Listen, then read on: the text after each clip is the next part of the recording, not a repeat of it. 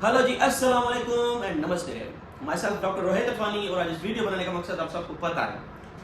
आपके एमडीकेट में सिर्फ और सिर्फ 2 दिन रह गए हैं और first of all I am so sorry, मुझे वीडियो बनाने में लेट हो गई। पहले मेरी तबीयत खराब थी, फिर इवेंट्स थे, थोड़ा बिजी शेड्यूल चल रहा था।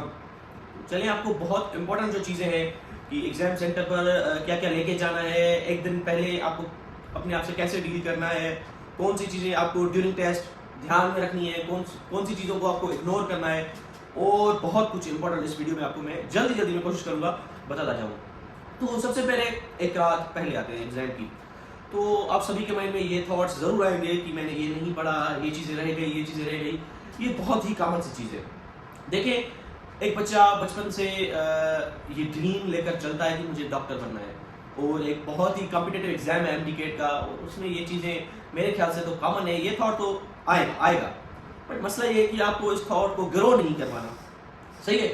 और एक रात पहले आपको अच्छे से नींद लेनी है, पेपर लीक के चक्कर में जागना नहीं है। ये आप अपने माइंड में बिठा लें। अगर आपको लगता है पेपर लीक होगा, जो कि मुझे नहीं लगता, तो आप आराम करें, अपने किसी भी सिबलिंग को जाकर बैठाएं कि भाई पेपर लीक हो तो मुझे बताना। आप रिस्क में ना लें, क्योंकि मैंने बहुत सारे ऐसे केसेस देखे हैं प्रीवियस ईयर आईबीए के दौरान। वो पूरी रात जगे हुए थे और 160 वाला बच्चा 120 लेके आया था। तो ये गलती आपको कभी भी नहीं करनी। प्रॉपर नींद लेनी है। अगर नींद नहीं आ रही फिर भी आपको सोते रहना है, इससे आपका जो है माइंड रिलैक्स रहेगा। एक रात पहले हड़बड़ाई वाला काम नहीं करना, लाइक बुक रीडिंग नहीं करनी, क्योंकि अगर जब आप टेक्स्ट बुक खोलेंगे तो आपके माइंड में आएगा कि ये भी भूल रहा हूँ मैं, ये भी भूल रहा हूँ मैं, ये भी भूल रहा हूँ मैं। तो वो वाला काम ना करें। 6-7 बजे आप जो है बुक्स बंद कर लें। कुछ लाइटर आपके पास अगर नोट्स है तो वो आप जो है रीड कर लें। नोट्स का मतलब इंग्लिश देख लें, कोई एमसीक्यू हो गया वो देख लें, सही है, ये देख लें। और अच्छा, एक रात पहले आपको सारी की सारी एक्सेसरीज रेडी करके रखनी है। अच्छा, क्या क्या रेडी करना है? आपका एडमिट कार्ड और स्मार्ट कार्ड वगैरह, smart card, juvenile card, CNS, ये सारी कुछ आपको रेडी करनी है। अच्छा, जब आपके पास बेफॉर्म है और आपके पास कोई भी कार्ड नहीं है तो आप क्या करेंगे? मैंने बहुत बार ग्रुप में बताया भी है कि आप ये गलती ना करना। फिर भी जुगाड़ बता रहा हूँ, मैं भी काम आ जाए। बहुत सारे बच्चे लेजी है। ये जुगाड़ है, कोई भी अथोराइज बात नहीं है, क्योंकि इस साल से पहले ऐसे काम चलता आया है। बता रहा हूँ आपको, अगर आपके पास बेफाम है तो बेफाम उठाएं।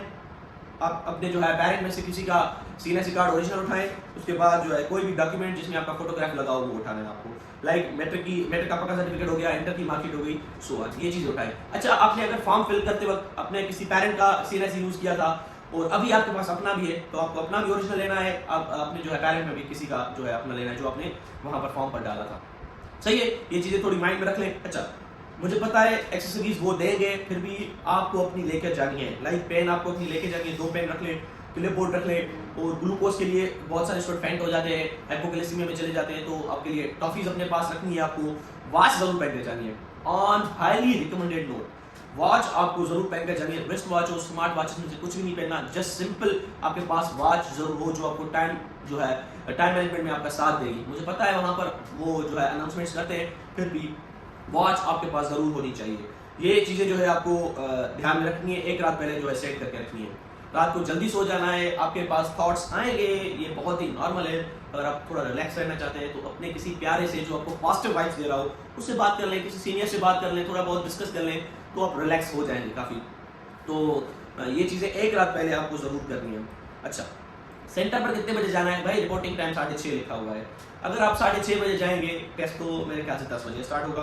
प्रीवियस ईयर तो 12 बजे स्टार्ट हुआ था, क्योंकि उन्होंने 8:30 बजे रिपोर्टिंग लिख दिया था गलती से।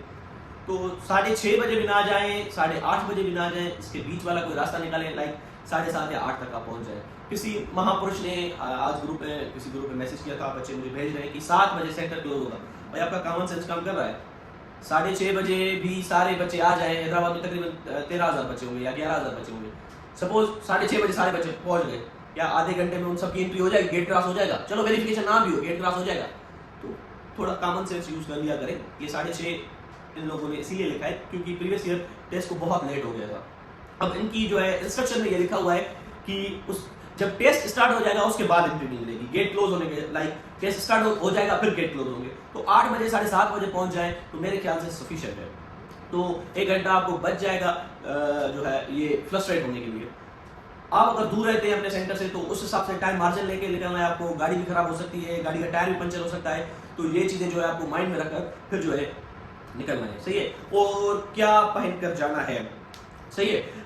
आप वो चीज़ें वो वियर करनी है जो आपको कंफर्ट है। लड़के लड़कियों के चक्कर में बहुत सारे हैवी ड्रेसेस मत करके जाना, शशके मत करके जाना, ये दिन जो है दोबारा नहीं आने वाला।